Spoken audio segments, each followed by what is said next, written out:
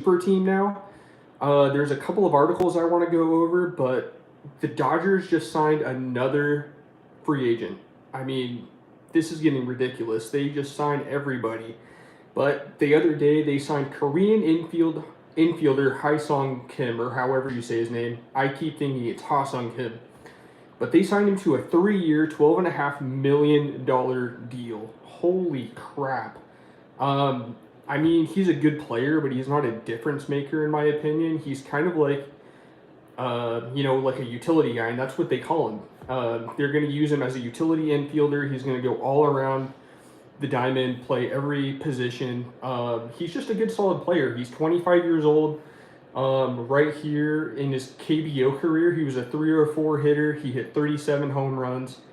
He stole 211 bases, and he did that in 953 games in his career. The deal includes team options for 2028 and 2029. So just a pretty decent, cheap deal. My Mariners were supposed to be in him, but they're too poor. They can't afford any players. So I mean, that's just stupid. I don't even know why that was even a thing. Of course, we're not going to get him. But yeah, this is a pretty solid deal for them. Like I said, not much to talk about here, but they signed him for a pretty cheap deal. He's going to be a utility guy, and it's just what the title of this video is. Are the Dodgers a freaking super team? They signed everybody, and earlier in the offseason, they signed Blake Snell, and this guy is super good. He finally got the bag. He got the money that he was deserved, and I just want to go over how flippin' good he was last year. In the first half, he pitched 35 innings. He wasn't very good. It was kind of like the previous year. He pitched, he was 0-3. He had an ERA over 6, and yeah, not that good. He only had 10 strikeouts per nine, and then in the second half, he went ballistic. He had a 5-0 record. He had a 1.45 ERA, which is insane. That's super good. And I mean, that's just Blake Snell. He's so good. And then in 68 and a third innings, he had 103 strikeouts to only 27 walks. So he had a whip under 1 at .84. He struck out over 13 batters per 9 innings. And the Dodgers got him. So the Dodgers have Blake Snell. They have Tyler Glasnow. They have Yoshi Yamamoto. They have Shohei coming back. He's going to be pitching again. At least I think he is. I'm pretty sure he will be.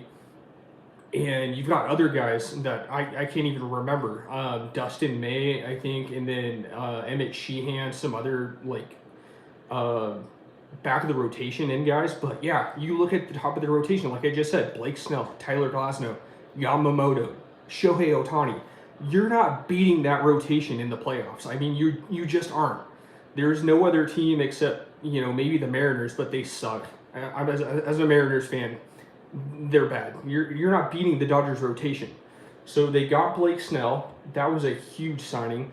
They went back and re-signed Tommy Edman, who, I mean, he wasn't that good when they traded for him, but he's kind of like Kim. He's a solid utility guy. He's going to do whatever he can. He's going to be a decent bat. He's going to steal you bases. He's going to play all over the diamond. But what made this an incredible move for them, especially last year in winning a World Series, he went off in the playoffs. This was his slash line in the playoffs for the Dodgers. He hit 328, crazy, against the best teams in baseball. He had a 354 on base percentage and a 508 slugging percentage for an OPS at 862. I mean, that's huge. I mean, that's not the player he's going to be for the entire season, but when it comes playoff time, when it matters, when you want to win another World Series and be a dynasty, that's huge. And that's why they re-signed him. He's going to be an incredible bench bat, a solid utility guy, so that's huge. They, just the other day, another guy they brought back, Teoscar Hernandez, and this hurts me as a Mariners fan because he didn't do anything for us. I mean, I get it. People can't hit in T-Mobile Park. I get it. For some reason, it just saps everything out of you, kind of like Space Jam when you touch the baseball, I guess, when you get there. It sucks out all your power, and you can't hit anymore, so I don't know what happened there. But he came to the Dodgers last year, and he hit 272 with a 339 on base, which is solid. That's really good. And a 501 slugging percentage for an OPS at 840, a 137 OPS plus. That's huge. He was huge. He was great in the regular season. He hit 33 home runs and 99 RBIs. If you take out his year with Seattle, where he was kind of mid, he wasn't that great. He was solid, but he wasn't that good. That's his career in arms. You look at his last couple of years with Toronto, he slugged 491, 524, 579, an OPS at 919, 870, 807. So he's a decent guy. That's another bat in your lineup to go along with Mookie Betts, Shohei Ohtani, Freddie Freeman, Will Smith behind the plate. That's huge. So that's another guy they brought in. And then to complete the Infinity Stone of their offseason, another guy they're looking to get, and a guy that I think they're going to get, Roki Sasaki. Yes, Roki Sasaki. Now let's go over some of the things that he's done. Roki Sasaki, he's 23 years old, okay? Has amassed a 2.02 ERA, and these are his stats from Japan. A 5.76 strikeout to walk ratio, so almost 6 strikeouts per walk, so that's pretty good. His 26.8% strikeout minus walk percentage puts him well ahead of the marks posted by current Dodgers and his potential teammates Yoshinobu Yamamoto and Shohei Ohtani. So this guy's really good, and what I read is he's currently back in Japan and is kind of weighing what he wants to do, where he wants to go. But I see him going to the Dodgers personally. I mean, it just makes sense. You've got a lot of other Japanese players there. Shohei Ohtani has a lot of pull. I mean, he's literally the greatest player on the planet. You've got another big Japanese pitcher there, Yoshi Yamamoto. So, I mean, to answer the question, are the Dodgers a super team? I think they are. They're pretty good. Before last year, they were kind of like a laughing stock a little bit because they won the World Series in 2020. And, a lot of people said, oh, yeah, that's a Mickey Mouse World Series. And, it doesn't count. It was 2020. It was the COVID year. So they had that. But they went out last year and they pretty much dominated. They looked really good. They beat the Yankees pretty easily, in my opinion. So, I mean, yeah, to answer the question, do I think the Dodgers are a super team? I think so. And another thing I forgot to mention is they might bring back Clayton Kershaw.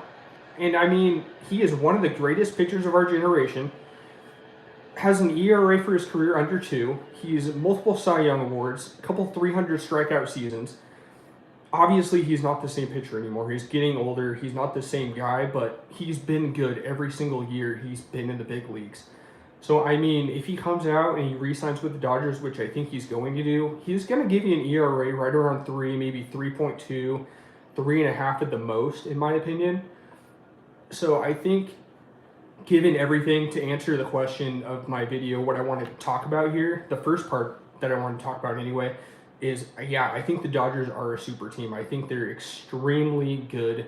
And, I think they're just going to, barring injuries, that's the biggest thing, is, I think if they can avoid injuries, they've got guys like Tyler Glasnow, who's always an injury risk. But if you go out and sign Roki Sasaki, I mean, that gives you a lot of depth in your rotation. So I think they're good. And another solid player that they brought back as well that's always dominating when he's with the Dodgers is Blake Treinen. So you've got another guy in your bullpen as well that came out and pitched really well last year, especially in the playoffs. So, I mean, there's not really a lot of holes in this team. They've got young guys as well, like Andy Pages. Hasn't shown a lot so far, but I think he's going to be a great player long term. I think he's just another guy in the long list of great Dodgers players that's going to help them out. So look out for that. But yeah, I think this Dodgers team is pretty dang good. And the other thing I wanted to go over is Corbin Burnes. I talked about him in my last live stream, but the Orioles didn't re-sign him. The Orioles did not bring him back. So the Orioles are getting worse. They are going to lose Santander. I don't know where he's going to go, honestly. He might go to Toronto, but who knows at this point what's going to happen. But I'm really worried about the Orioles. Their pitching staff is not very good. Their bullpen is not very good. They're getting their closer Bautista back. I think that's what his name is. Don't quote me on that, but I think that's it.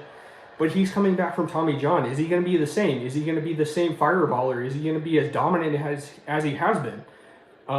They have Cano out there as well, Yennier Cano, so he could be pretty good. He's been solid. But the Orioles are getting worse. What are the Orioles doing? What are the Blue Jays doing? What are the Mariners doing? They're not doing anything. So, I mean, there's a lot of teams that are doing a lot of moves, like the Dodgers, and there's a lot of teams that aren't doing anything, like the Mariners, the Toronto Blue Jays, like I said. So, but yeah, I think the Dodgers are super good. Look out for them, obviously. And yeah, they put every single Infinity Stone in their gauntlet, and they're going to be pretty freaking good. So yeah, guys, that's going to be it for the live stream. I think I'm going to be calling this, or maybe starting another channel for like live shows, podcast type stuff, and it might be called Rounding the Bases. I don't know. Let me know down below in the comments what you think I should call my live shows.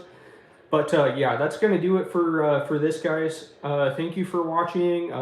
Yeah, and I will see you next time. Thank you, guys.